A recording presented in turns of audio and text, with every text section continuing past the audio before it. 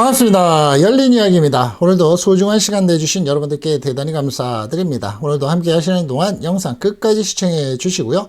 만약 좋으셨다고 느끼시면 좋아요 버튼 한번 눌러주시고요. 또 주변에 소개를 해도 되겠다 싶으시면 많은 공유도 부탁드리겠습니다.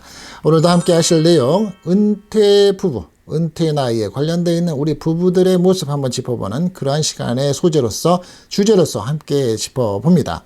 나이가 50대 중반이 되면 은퇴라는 것을 생각하게 됩니다. 내 나이가 벌써 40대를 후반을 넘어서 어느덧 50대가 넘었는데 만으로 계산을 해볼까, 아니면 많이 아닌 나이로 계산을 해볼까, 이런저런 생각하다 보니까 훌쩍 55세 60세를 바라보고 60세가 넘고 이러한 경우가 발생을 하게 됩니다. 은퇴 나이가 꼭 되는 그런 시점에 부부관계가 나빠지는 가장 큰 원인이 무엇이라고 생각하십니까? 막상 어느 순간에 이것으로서 많은 분들이 부부싸움도 하고 조론도 하고 각방도 쓰고 따로 살기도 하고 자식들하고 살면서 가끔가다 보러 가기도 하고 여러 형태가 나오기도 하고 있습니다. 난 이것을 선택이라는 주제입니다. 중년이 돼가고 은퇴가 다가오면서 가장 불안한 부분은 은퇴 후에 소득이 없어지는, 내가 돈벌이가 없어지는 금전적 불안감을 느끼시는 분이 아마도 가장 많을 것이라고 생각을 합니다. 그에 못지않게 심각한 부분은 바로 남아돌고 있는 시간입니다. 경기대의 김병숙 교수라는 분이 계시는데 그분의 연구에 따르면 한국인은 은퇴 전에 8만 시간 정도를 일을 하고 은퇴 후에도 8만 시간이 주어진다고 합니다.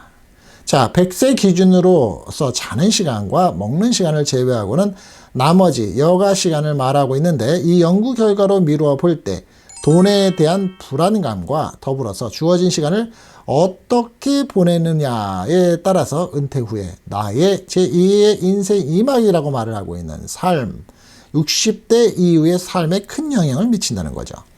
은퇴자의 아내들에게 설문조사를 보통 하면은 남편이 은퇴를 하고 나서 제일 힘들게 하는 게 뭐냐고 물었더니 남편의 은퇴 전에는 식사 챙겨주는 부분일 거라고, 삼식이라 그러죠. 어떤 경우는 사식이도 되고 있는데, 남편의 은퇴 전에는 식사 챙겨주는 부분일 거라고 막상 예상을 했지만 은퇴를 하고 나서 같이 매일 붙어 있으면서 이것 중에서 가장 힘든 것은 잔소리하는 것이라고 말을 하는 사람들이 많다고 합니다. 잔소리, 꼰대처럼 쫓아다니면서 이 소리 저 소리, 또 간섭, 이것 했느냐 안 했느냐, 내가 누구를 통화하고 있는지, 누구하고 통화를 했는지, 어딜 나가느냐, 몇 시에 들어올 거냐, 밥은 해놨느냐, 이런저런 일들, 또 주변에 통화를 하고 있는 소리를 들으면서 왜 그렇게 통화를 하느냐, 왜 그렇게 얘기를 하느냐, 별것 다 체크하면서 간섭하는 일들이 더 오히려 귀찮고 스트레스를 주는 일이 된다고 합니다. 은퇴 후에 가정으로 돌아온 남편들과 같은 공간에서 많은 시간을 같이 보내고 있는 것 자체가 부부에게는 아주 큰 스트레스로 다가오는 거죠. 연금에 300만 원 정도를 받고 있는 공무원의 은퇴자들조차도 은퇴 후에 시간이 조금 지나면 갈 곳이 없어서 시간을 보내는 것을 가장 막막하게 생각한다는 연구 결과도 있는 것을 보면, 금전적 소득이 있는 사람들도 은퇴 후에 주어진 많은 시간을 보내는 것이 아주 큰 일이라고 여긴다라고 알 수 있습니다. 또한 은퇴자들이 아무 일 없이 집안에 있을 때 가장 견디기 힘든 것은 아내의 눈치라고 합니다. 그런데 여자들이 은퇴 후에 가장 눈치 보는 것은 남편이 아니죠. 이유는 뭘까요? 여러분들 이에 관련돼 있으셔서 지금의 분위기가 그런 분들이시라면 답이 바로 나오긴 할 테죠. 그리고 주변에서 보시면 이 문장을 두고 생각해 보시면 여러분들은 어떠한 직감, 어떠한 답이 나오시나요? 서글픈 현실입니다. 그래서 은퇴 후에 남은 시간을 보람있게 보내려 뭔가를 해보려고 준비하시는 분들도 정말 많으시죠. 평생 일을 해왔지만 인간의 수명이 길어지고 그만큼 신체도 건강해지고 집에서만 시간을 보내는 건 정신적인 우울감을 증폭시키는 그러한 일들이 더 많아지고 있습니다. 내가 나이가 들어서 은퇴 후의 나이가 됐을 때 무엇인가 일을 해보기 원하시는 분들을 위해서 심리적인 부분을 짚어보고 있었는데 한번 또 하나 더 짚어보죠. 재직 시절, 내가 회사를 다니거나 근무를 하던 시절에 높은 자리까지 올라갔다가 은퇴하신 분들의 경우가 더 이러한 심각성의 문제가 크다고 합니다. 나의 과거로 인해서 현재의 나를 내려놓는 일이 쉽지 않고 묶어놓는 일만 강하다는 거죠. 새로운 일을 시작함에 있어서 연봉이나 주위의 시선을 저울질하다 보면 생각이 많아지고, 이 생각이 많아지다 보면 지금의 나한테는 맞는 일자리, 새로운 일자리를 찾을 수 있나요? 못 찾죠. 당연히 못 찾습니다. 시간당 계산, 시급의 계산을 해봐도 그렇고, 주변에서 나를 어떻게 보는지에 대한 시선은 더 견딜 수 없고, 내 자신이 육체적으로도 따르지 않고, 또 지금까지는 서비스업, 또 내가 머리를 써서 삶의 지식과 노하우를 인정받던 젊은 시절이 아니기 때문에 몸을 써야 되는데 그것조차 말을 듣지 않습니다. 소위 말하는 라떼는 말이야 라는 걸로 내가 되기 쉽죠. 나는 인정하기 싫지만 말입니다. 사회적 관계로 형성된 사람들의 90%는 은퇴 후에 연락이 없어진다고 합니다. 그러실 겁니다, 아마도.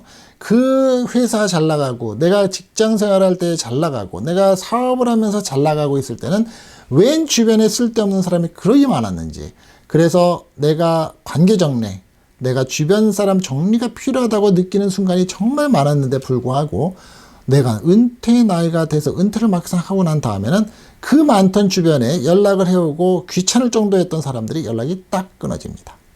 이런저런 주위의 환경이 더욱 외롭게 나를 만드는 심리적인 요소도 한몫을 하게 되죠.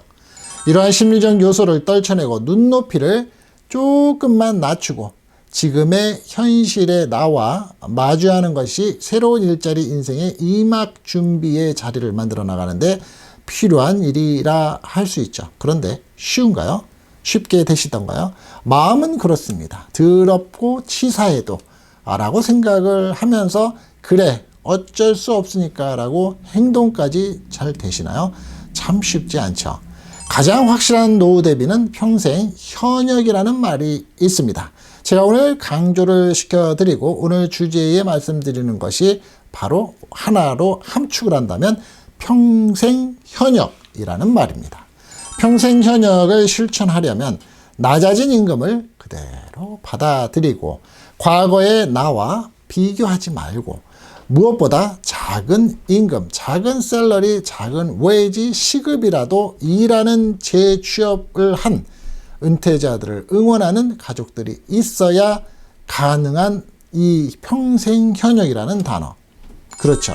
노후의 일을 찾을 때는 금전적인 가치보다 이 일을 하고 난 다음에 이 일을 해서 얻을 수 있는 비금전적인 가치를 우선으로 여기는 것이 필요합니다. 돈을 얼마를 벌었고 내가 돈을 왜 이것밖에 못 벌고 내가 이것보다 더 벌 수 있어야 되는 데를 생각하기보다는 내가 오늘 그래도 누군가로부터 쓰임을 받을 수 있는 사람으로 썼고 누군가가 나를 쓰임을 할 수 있는 사람으로 봐주었다라는데 조금 더 마음을 두시라는 겁니다. 미국의 캘리포니아 대학 교수의 연구에 따르면 최근에 60세에서 100세 사이에 노인들을 대상으로 뇌가 늙어가는 과정을 관찰한 결과 노인의 뇌 기능은 여전히 새로운 능력을 학습할 수 있는 재기능을 하고 있는 데 비해서 장애도 없다고 밝히고 있습니다. 노인의 뇌 반응이 일부분 느린 것은 사실이지만 기분이 좋다고 착각하게 되는 호르몬 도파민이 덜 분비되어서 즉흥적이고 충동적인 행동에 조절이 잘 되기 때문에 이성적인 판단이 가능하며 노인들도 자신에 맞는 직업을 찾아서 업무 수행을 잘할 수 있다는 점을 강조하고도 있습니다. 지나온 경험과 연륜이 주는 이해도가 높아지는 것도 노인들이 가진 재산일 겁니다. 우리가 소위 말하는 노하우죠. 이 노하우는 정말로 젊은이들 어느 새로운 도전을 하는 사람한테는 정말 어느 교과서, 어느 백과사전보다도 중요한 자산입니다. 만약 창업을 생각하시는 여러분들이 계신다면 꼭 3가지 말씀드리고 싶은 것이 있습니다.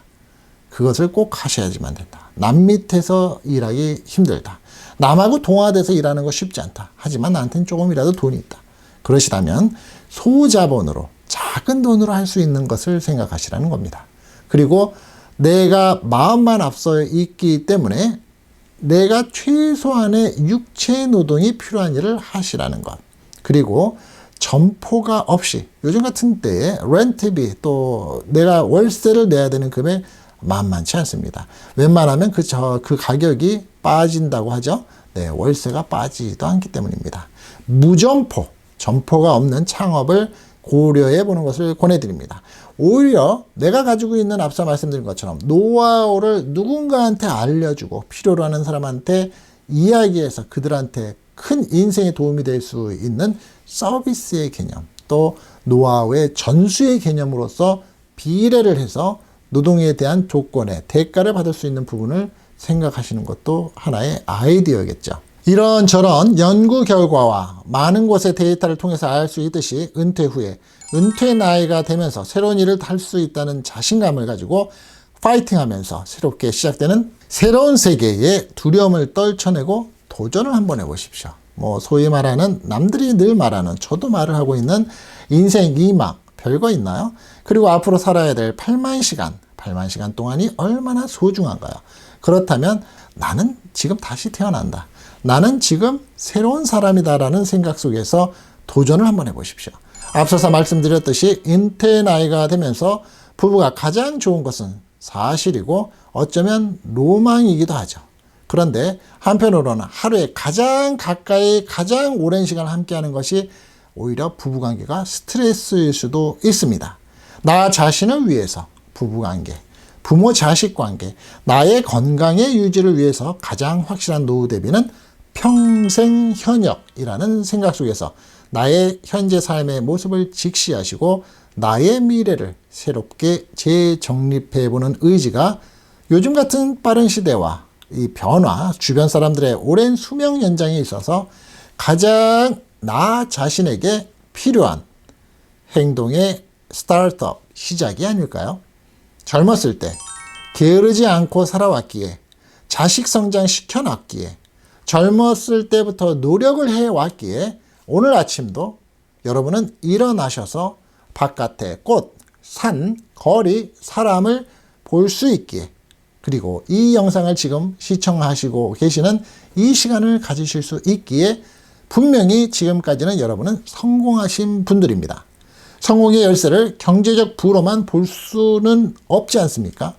오늘 이 시간이 여러분들에게 청량제와 기폭제가 되셔서 내일부터는 또 다른 나 자신의 변화되는 모습을 만들어 보시길 꼭 제안해 봅니다. 평생 현역, 꼭 그것이 오늘 벌어야 내일 먹을 수 있다는 고정관념이나 원초적 이유가 아니기 때문에 말입니다.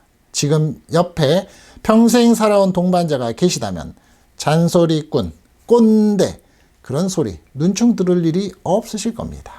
오늘의 영상이 꼭 도움이 되시길 바라면서 늘 응원과 재방문해 주시는 여러분께 감사드립니다. 멋진 하루, 성공하신 하루가 되시기 바랍니다. 열린 이야기였습니다. 또 뵙겠습니다.